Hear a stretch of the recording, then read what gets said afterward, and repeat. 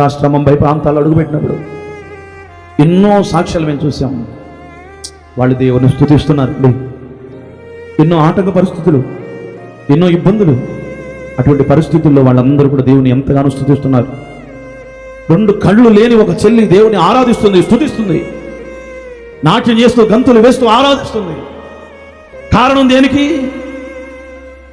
2 కళ్ళు లేవు, చూపు లేదు, చీకటి అంధకారం అలుముకుంది ఆమె జీవితం.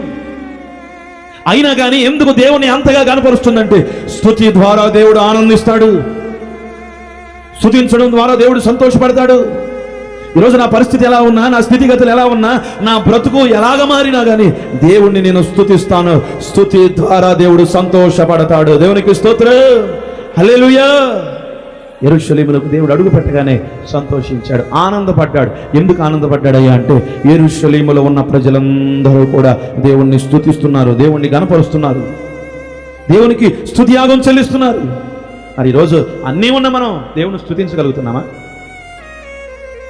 అన్నీ సమకూర్చుకున్న మనం దేవుని స్తుతించగలుగుతున్నామా?